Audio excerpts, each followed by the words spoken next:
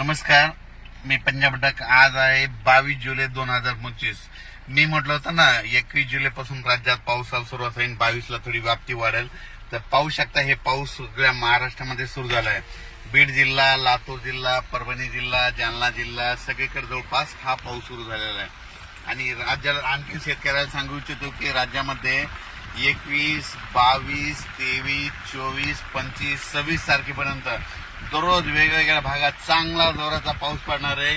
कोणाचं पीक जाणार नाही म्हणून ह्या अंदाज लक्षात येतात. आणि हे पाऊस शकता आमच्या ह्या परभणी जिल्ह्यामधला हे पाऊस लाईव्ह आहे आणि लाईव्ह दाखवत आहे आणि ह्या ठिकाणी तुम्हाला अंदाज देत आहे.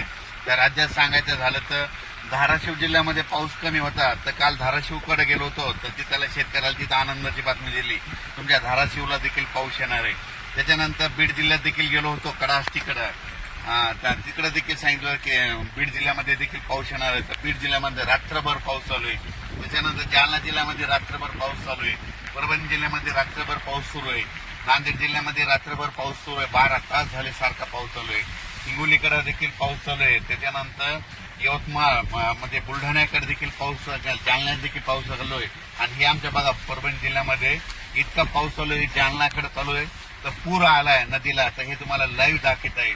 म्हणजे मी म्हटलं होतं ना 21ला पाऊस सुरुवात होईल, 22ला त्याची व्याप्ती वाढेल. तर रात्री मध्यरात्री खूप पाऊस पडला आणि हे पाहू शकता. आता या ठिकाणाहून राज्यात परत सांगतो की राज्यामध्ये 21 जुलै, 22, 23, 24, 25, 26, 27 तारखेपर्यंत राज्यात जोराचा पाऊस पडणार आहे.